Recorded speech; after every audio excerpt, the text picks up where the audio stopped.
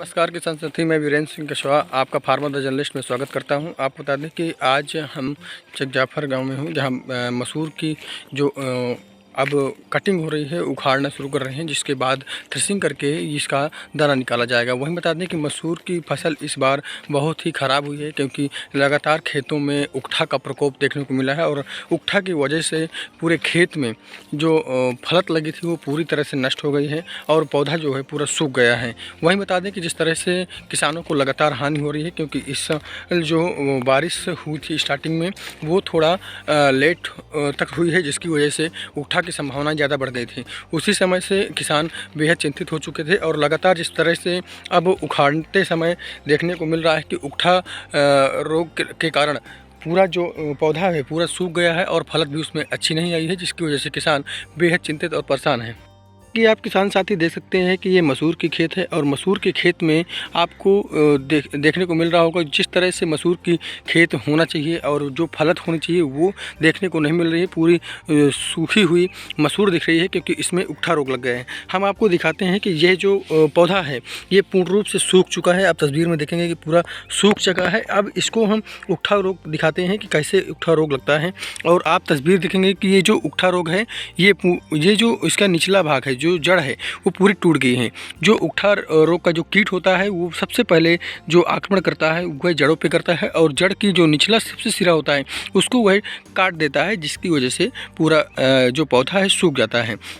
आप तस्वीर में देखेंगे ये पूरा पौधा सूख चुका है। इसमें किसी भी प्रकार का कोई जो ग्रोथ होती है वो ग्रोथ होने के बाद वो पूर्ण रूप से नष्ट हो चुका है और इसमें जो उकठा रोग लगा था उसी की वजह से ये पूरा जो प्लांट है सूख करके ख़राब हो चुका है। इसमें किसी प्रकार की कोई फलत नहीं लगी। इसी तरह पूरे खेत में आपको देखने को यही मिलेगा कि जो खेत है कुछ जगहों में फल है, कुछ पौधों में फल नहीं है।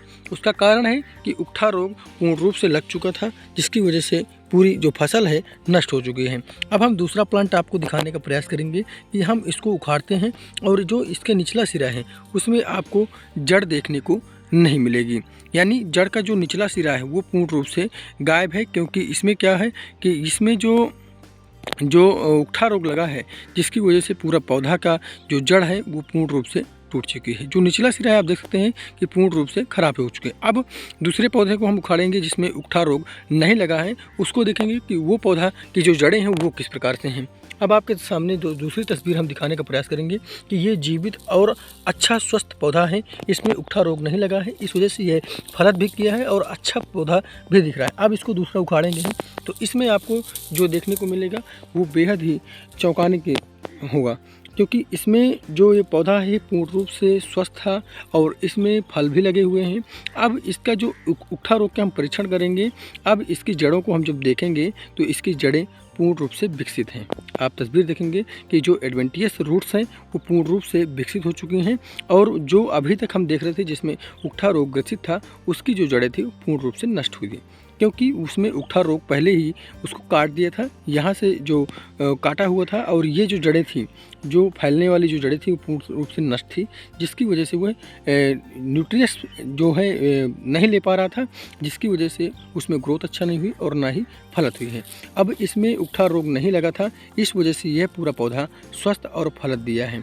यानी कि आप जब भी खेत की बुआई करें तो विशेष रूप से इस चीज़ का ध्यान रखें कि खेत में उकठा रोग को परीक्षण करते रहें, कि जैसे ही या तो आप बुआई के समय राइजोबियम का इस्तेमाल करें जिससे कि उकठा रोग ना लग सके, क्योंकि मसूर और दलहन फसलों में ज़्यादातर उकठा रोग लगता है और उकठा रोग से पूरा पौधा नष्ट हो जाता है, जिसकी वजह से खेतों में जो उत्पादन है वो पूर्ण रूप से घट जाता है।